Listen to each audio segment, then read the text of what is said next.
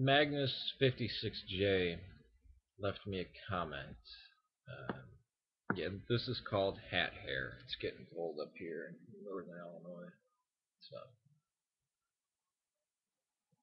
And he lives in Arizona. His friend that converted to Mormonism from no religion. He says, "Hello, you, David P. Witham, and Kabani the Christian are great. I am an Orthodox Christian. I live around a lot of people who belong to the religion of Mormonism. They tell me that Orthodoxy has fallen into total apostasy and that they are the only church that is true because they have living apostles like the early church did. Do you know anything about Mormonism? And if you do you know how to answer their argument? Why don't Orthodox need living apostles?" Well, in your private message, you messaged me about your friend trying to get her out of. That was the public comment I read. I rarely ever read private messages unless I'm already talking about the person online, and it's pretty public. Again, this is like a question. Well, the real Church of Jesus Christ has Jesus Christ in the name of the church. Why, I mean, they come up with these standards that aren't standards by anybody. I mean, see, if the church doesn't have white paint on it, see, because the true church, the buildings have to have white paint. So yours doesn't have white paint, therefore yours isn't the true church. Well, who said the church had to be painted white? Well, our living prophet. I mean, it goes like that. Yeah, the apostles were around before Christianity exploded onto the scene. And then we clearly see bishops arise, overseers.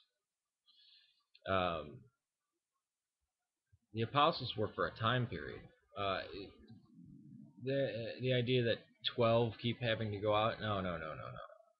As if they're replacing one each time one dies. No, that didn't happen. We don't see that in history. That never happened in the church. Just look at the early church writings. This is something that Mormons can't do because Joseph Smith was entirely ignorant of the church fathers. He didn't even know they existed. Why don't we have a living prophet? Read the book of Hebrews. God has sent, even all the parables of Christ, God has sent his prophets. And in the latter days, he has sent his son. There's no more prophets. There could be prophecy, but there are no more prophets. None. Not like the days of old. There are no more prophets. And there was no prophet leading the church in Christ's time. Christ, the Son of God, God incarnate. The God came down and took upon flesh. Mormons reject this. The living apostle, we have something much stronger. From Peter in Antioch and Rome, there are lines of descent passing it on until the present day. Now, we believe Rome has fallen. Antioch has not.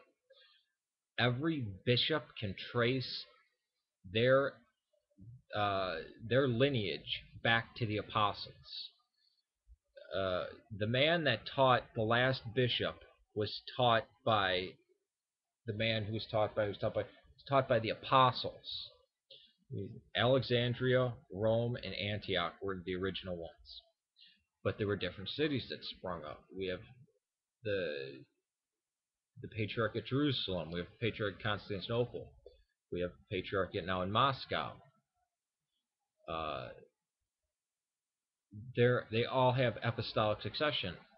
The Mormon Church does not have this. What apostles are they descended from? They're not descended from Christ's apostles. They're descended from a group of men that gathered around Joseph Smith. And if you look at who these apostles are, they're investment bankers, they're business people. They're not men of prayer. They're not people who spent years in monasteries. They're not people who took on the burden of the poor, who helped bury the dead, who were with the sick, the suffering, and the dying, who counseled people all their lives. These were like businessmen, like people running for president, who then got put in a place of a chairman of the board type situation, where there's a board of people, and the president, the prophet, is the is somehow the their head leader guy, their vicar of Joseph, vicar of Christ. Anyways, that's not how. Look at how the apostles were picked. Half of them didn't even want the job. It was nothing given father to son. There were areas where that did happen, where there were families, but those were priests. Those weren't prophets. Um, so we do have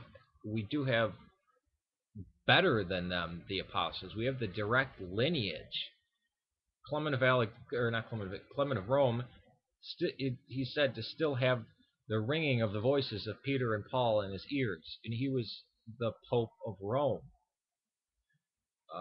The apostles are now the bishops, basically. The apostles is gone away with because it's not a small movement in Judea, it's across the world. You have the bishops, and the bishops come together and meet. And it's just like when the apostles came to meet, form councils. The friends that are telling you that the Orthodox Church was started by evil men, Jesus Christ was an evil man, Peter and Paul were evil, because Polycarp was taught by John, the Apostle John.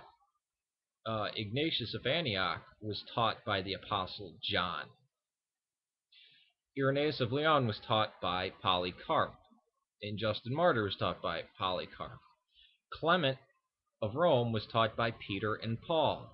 See, it keeps going down, preserving the teachings. That's how the canon. That's how we got the the writings that are in the New Testament, the Church Fathers' writings, the writings outside. The Didache. Look at the Didache. Do they follow that? No. These are people who have been told like a party line, like a Maoist in China with no other education, in the 1960s and 70s, told the party line, and have there with nothing to back it up. Read the Church Fathers. Mormonism is totally destroyed in the light of history. Once the light of truth comes, boom, Mormonism is destroyed. That's why they have to cloak it in lies and, well, we're good, smiling people, and all this kind of garbage. Where's their lineage going straight back for 2,000 years to Christ himself? They don't have it. We have it. It's only, well, 4 churches that can make that claim. The Oriental, the Eastern, which is one, but separated by, I'm not going to get into that. The Roman Catholic and the Anglican. Those are the only people that can point and say, oh, well, we followed it. Well, who stuck to the teachings? Because the Anglicans, not the Anglicans, they broke off. King of England kicked out the church and just tried to remake it his own way, and they've been screwing it up ever since. So they don't really have it anymore. The Catholic Church, you've seen all the innovations they've made, and how it wasn't even in Rome half the time. Sometimes Ravenna, sometimes France of all places. Ravenna was probably a better spot for it, but whatever. Yeah, was it the capital? See, now I'm getting it mixed up. Ravenna may have been the capital of Roman Empire, but not actually the papal city. Sorry about that, folks. I get my history mixed up. But yeah, the Mormons don't have a leg to stand on. Where are the bishops that go right back to St. Peter? I have one. My patriarchate, the primate in Antioch, Ignatius IV, can trace his line from every bishop before him back to Simon Peter. Who else can do? What other church can claim that? And we've held the teachings uncorrupted until now. Look, we dig up we have the writings of feuding factions of Christians at the early time in the Church Fathers. We have them talk about different heresies and heresies that were big, and threatening. We even have the writings of the heretics. We even have Gnostic writings that are dug up. We have Marcionite writings that are dug up. Where is there any evidence that of this Mormon version of early Christianity? It doesn't exist.